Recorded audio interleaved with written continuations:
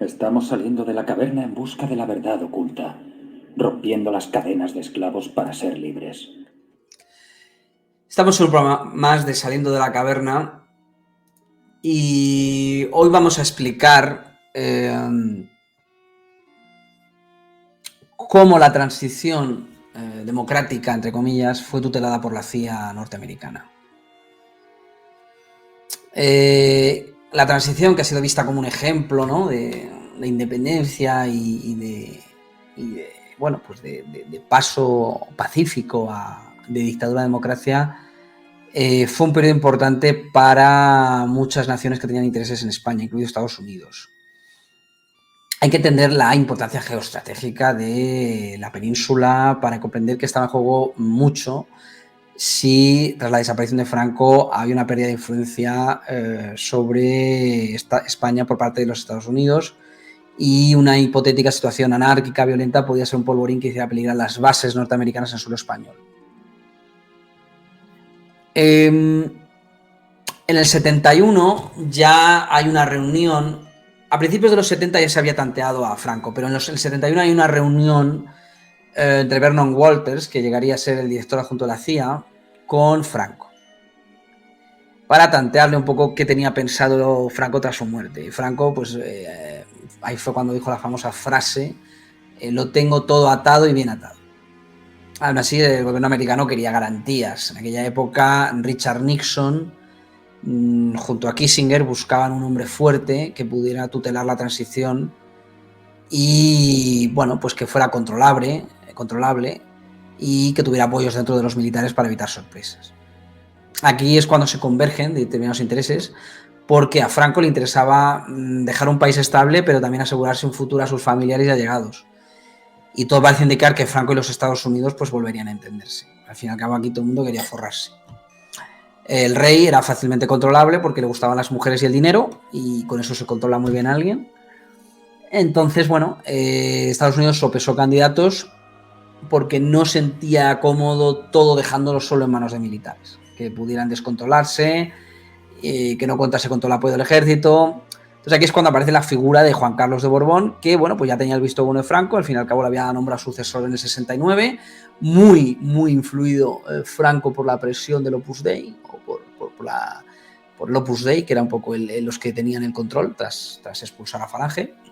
Iba a ser el Opus Dei el que ponga armada, el general monárquico, y va a ser el Opus Dei el que tenga el intermediario con los yanquis, y va a ser el Opus Dei, los tecnócratas, los que luego controlen la transición a nivel local. La elección de Juan Carlos cumplía ambos objetivos, es decir, contaba con el apoyo del ejército, algo que descubrieron al tantear a varios militares, y esta situación parece ser que luego cambió al caer el dictador, y lo segundo, era difícil que se descontrolase. El futuro monarca sabía los riesgos de caer en desgracia, como le había ocurrido a su abuelo Alfonso XIII cuando 4 décadas atrás. Es decir, él tenía muy claro que si él quería gobernar tenía que ser totalmente sumiso. Tenía la experiencia de su padre, que había sido hijo de rey sin haber sido rey, y él había vivido en una situación bastante precaria a nivel económico en Italia, en Roma, en la Villa Torlonia. Entonces, bueno, pues no, tenía un recuerdo amargo. Estaba casada con una otra reina sin reino, que era Sofía. Entonces, bueno, buscaban desesperadamente que los servicios de inteligencia americanos les dejaran aquí gobernar y reinar. La CIA había tanteado ya el entorno de Franco, de cuándo se iba a dar esa sucesión, y la respuesta fue clara. Es decir, Franco no iba a ceder el poder mientras él estuviera vivo, pero parece que sí aceptaría designar un primer ministro tras su fallecimiento.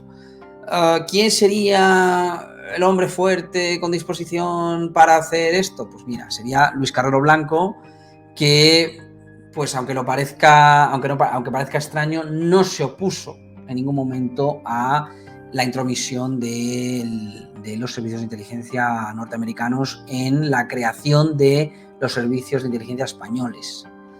Luis Carrero Blanco, no por casualidad, era del Opus Dei.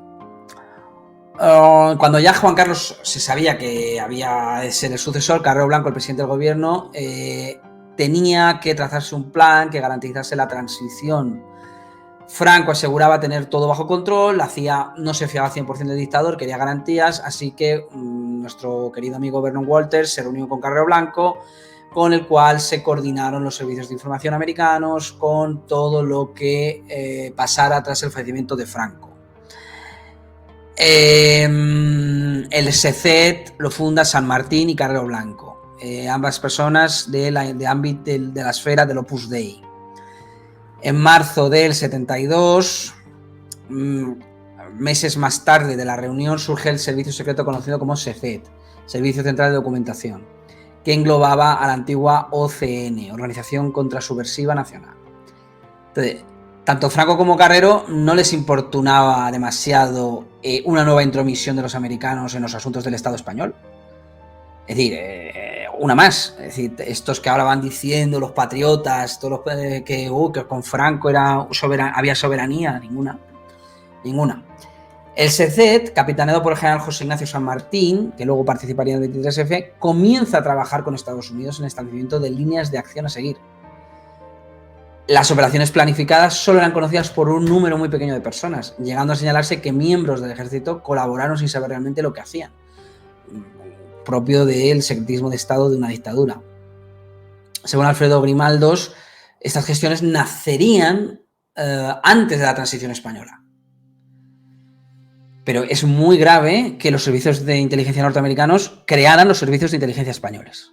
Esto es muy grave. Tenemos la Operación Lucero, llevada a cabo por el SECET bajo auspicio estadounidense, y bueno, pues el principal objetivo de esta Operación Lucero era establecer una serie de medidas encarriladas a que la situación no se descontrolase inmediatamente posterior a la muerte de Franco. Y el mayor miedo que tenía esta élite de tecnócratas de esta gente era pues eso, que la sociedad en un momento dado pues tomara cierta conciencia de sí misma, se autogobernara, formara sus propias milicias, sus propias formas de autogobierno, etc. Es decir, es la defensa de todas las instalaciones civiles consideradas vitales para asegurar el normal desenvolvimiento y cumplimiento de las acciones del gobierno provisional durante la transición o relevo de mando en la jefatura del Estado. Básicamente se trata de evitar el descontrol y que este pudiera ser aprovechado por los elementos contrarios al régimen, tanto civiles como militares. Tenemos la Operación Diana, la segunda operación planificada por el Estado Mayor del Ejército. Se dice que sin que éste tuviera conocimiento pleno de ello, consistía en prever las actuaciones necesarias en el caso de que se produjese un vacío de poder. Explicada así, esta operación es una consecuencia de la Operación Lucero, entendida como la degeneración de la situación hasta el punto de que elementos subversivos decidieran asaltar el poder. Estados Unidos era lo que más temía. Incluso profundizando más, Diana establecía lo que el ejército debería hacer si estaba ocurriendo ese desorden.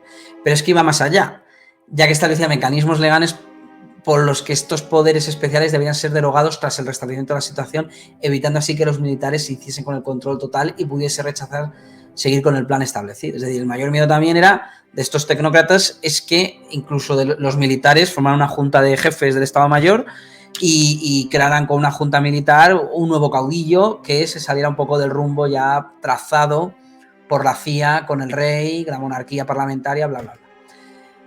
Como curiosidad, pues podemos señalar que esta operación, pese a que no llegó a llevarse a cabo, permaneció en las cajas fuertes de algunos militares y muchos del golpe, como Milán del Bosch y Tejero en su 23F, denunciaron que estas cajas existían.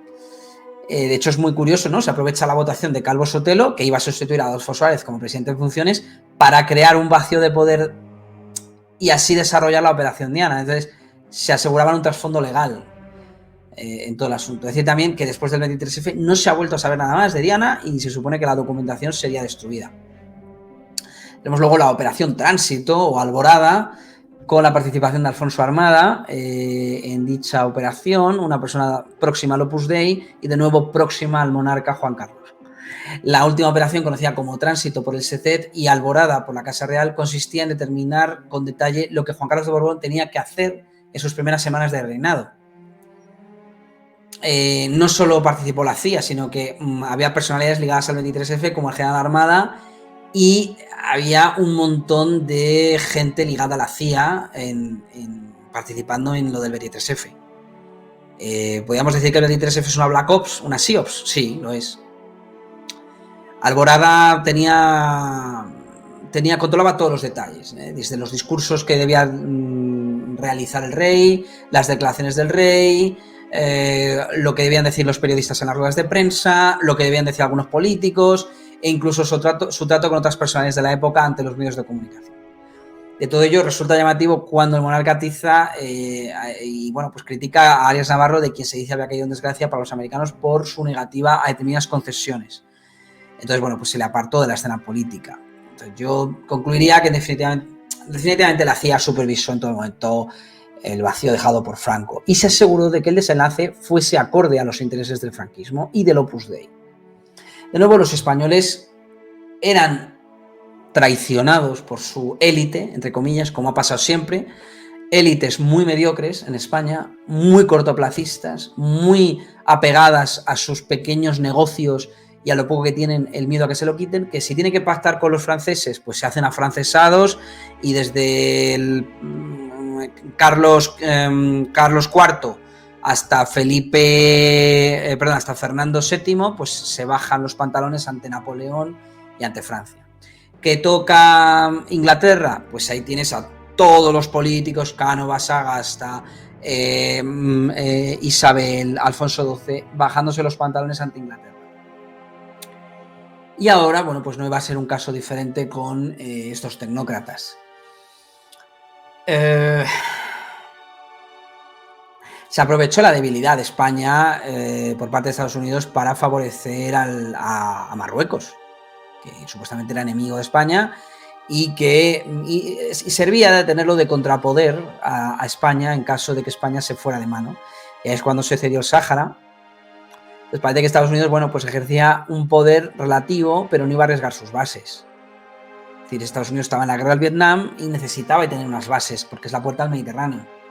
Y era donde repostaban sus aviones B-52, bombarderos, etc. Portaaviones. Los portaaviones paraban en Cádiz. Es decir, esto no, es que es un Cádiz y Canarias. Es que no. Aunque bueno, el desenlace tras la muerte de Franco fue el esperado, faltaba algunos puntos que no se acabaron de pertrechar como tenían. Porque España se iba a transformar en una democracia y eso significaría la aparición en escena de partidos políticos, ¿no? Pues había que dar una apariencia de legitimidad democrática a esos partidos, aunque mucha gente venía del franquismo. Estos políticos tenían que venir de todas las ramas ideológicas, lo que hizo plantear quiénes serían las personas adecuadas para asegurarse de qué camino trazado y que no hubiera baches. Si da tiempo, analizaremos por qué mucha de esta gente, a derecha e izquierda, incluso en el independentismo catalán y vasco, casualmente todos venían o del entorno del Opus o del entorno de los jesuitas, o por lo menos habían estudiado con los jesuitas. Entonces, bueno, debe ser que para ser político hay que estudiar en los mismos sitios. Por lo menos para ser un político relevante. Parece que si no estudias en determinadas universidades no hay manera. Podríamos concluir y preguntarnos qué derecha posfranquista surgiría, ¿no?, tras ese lavado de cara del régimen. ¿Qué grupos de izquierda serían bienvenidos? ¿Hasta dónde era aceptable para Estados Unidos ese aperturismo?